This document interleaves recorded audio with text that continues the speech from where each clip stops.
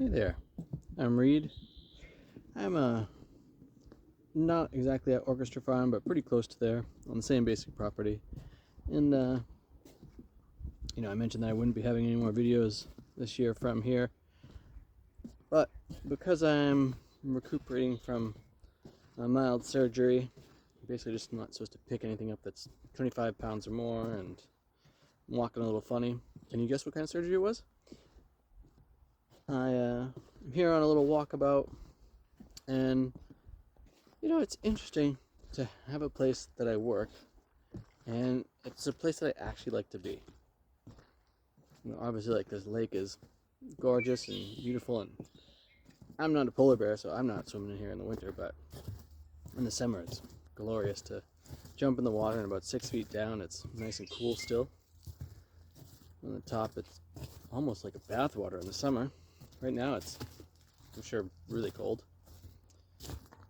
And anyway, while I'm walking around here, I'm observing the different birds that are fluttering around and the trees that I've been planting over the years, and just taking time to really appreciate the softness of the environment at this point in time.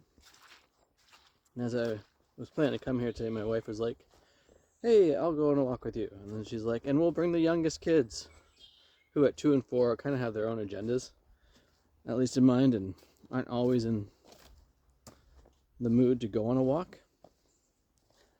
And as we were driving over, they're both fussing in their own ways. And I was like, this is not really like relaxing to have all this fussing, and they were both demonstrating like neither of us will be in a pleasant mood for a walk. And I had to speak up to just this notion of, to care for myself in this time, I really can't just be stopping every couple minutes to deal with little ones, both because I can't pick them up and because I'm trying to actually heal. And that question of, like, what are the environments that it takes to heal?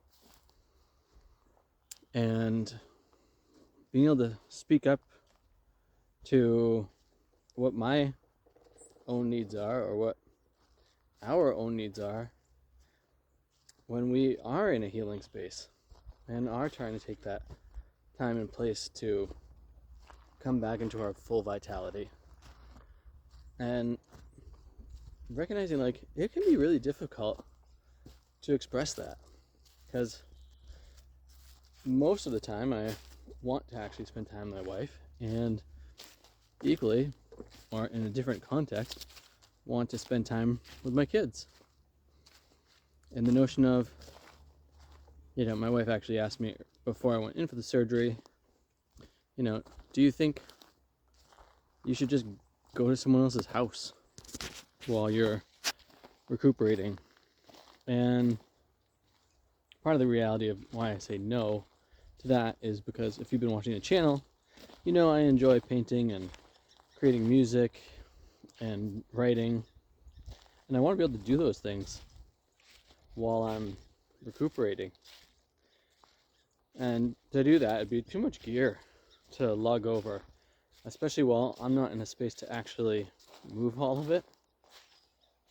So I've been home, and overall it's going pretty well, but there's been several moments of recognizing, like, I said this thing or that thing was okay, but really it's driving me crazy and not aiding in my recuperation. Look at those lovely sheep up there.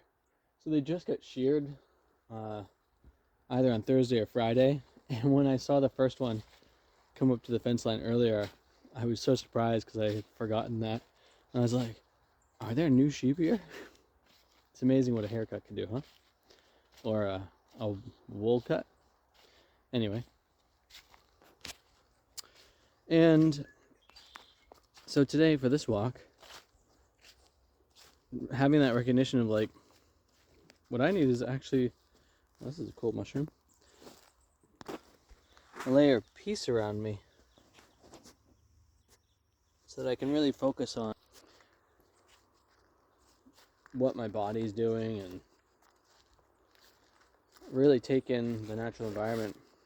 So it's been a while since I've spoken of like forest bathing and all of the natural de-stressing aspects that going for a walk in the forest can bring.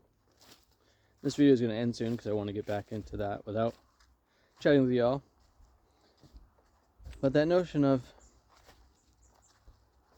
there's actually so much healing that can take place in a forest or in a garden, and that ability to like relax. For some people, like, they can't do it in a garden because they just see all the stuff that's got to get done, in which case, well, don't be in a garden. Go to the forest where you see less things that you can engage with.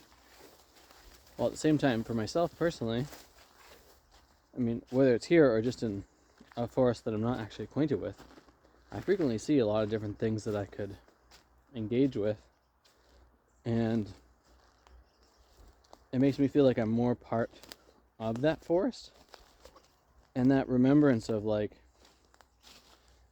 we exist with the landscape, possibly even as the landscape, or as an aspect of it at the very least. Ow, roses are sharp. And it's that coexisting that really leans into the rejuvenative qualities of being in a forest or being in the natural landscape.